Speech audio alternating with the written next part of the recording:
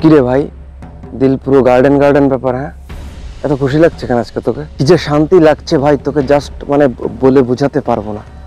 যদিও আজকে আমাদের মাঝে আছিয়ানি, কিন্তু আছিয়ানি ব্যাপারটা কালকে যতটা কষ্ট দিয়েছিল না আমার, মানে রাতের বেলা মানে যেন তার থেকেও বেশি আনন্দ লাগছে। জানিস কি হচ্ছে? যে রেপিস্ট শালাপ ওই পশুর বাড়িতে তৌহিদি জনতা রাতে আগুন লাগিয়ে দিয়েছে। শালা, এর থেকে খুশির ব্যাপার কি হতে পারে? গতকালকে মনে কর একদম মানে একটা ঈদ একটা খুশি লাগছে।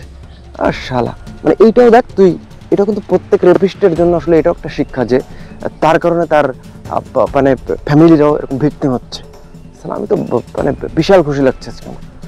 এটা শিক্ষা মানে ঠিক বুঝলাম না, মানে তুই কি মিন করতে চাচ্ছিস? একজন রেপিস্টের বাড়িতে তার মা থাকে, বাবা থাকে, ভাই থাকে, বোন থাকে, তো তার কারণে তার হোল ফ্যামিলি ক্ষতিগ্রস্ত হবে, আর এটা নিয়ে তোরা খুশির দামামা বাজাবি। আসলে ব্যাপারটা আমার ঠিক বোধগম্য হলো না। মানে এতে কে কি শিক্ষা পেলো? মানে একজনের দায় তার পুরো ফ্যামিলি টানবে, বুঝলাম না আমার ঠিক। হ্যাঁ, মানে বুঝলাম না। তুই যেভাবে কথা বলছিস তাতে মনে হচ্ছে তুই রেপিস্টের ফ্যামিলির লোক। মানে রেপিস্টের বাড়িতে আগুন লাগলো, তোর একদম তুই একদম গোলে একদম কান্নাকাটির মতো, মানে তোর একদম মানে মাথায় গিয়ে লাগছে না? যেখানে সমস্ত বাংলাদেশের মানুষ খুশি হচ্ছে, সমস্ত বাংলাদেশের মানুষের মনে আজকে ঈদ ঈদ, যদিও আসি আমাদের মাঝে নেই, কিন্তু সালা পশুর ফ্যামিলি তো মানে আগুন লাগিয়ে দেওয়া হয়েছে।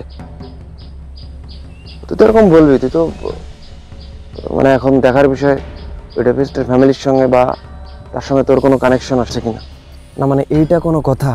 পৃথিবীতে অনেক পীর সাহেব, অনেক ইমাম সাহেব, অনেক ভালো ভালো মানুষের ছেলে মেয়েরা আছে যারা চোর ডাকাত গুন্ডা বদমাইশ হয়, তো তাদের ছেলে মেয়ের কারণে তুই বাবার কন্ট্রিবিউশন ভুলে যাবি? একজন মা যার মাদার তেরেসার মতো, তো তার কন্ট্রিবিউশন আসলে মানুষ ভুলে যায়।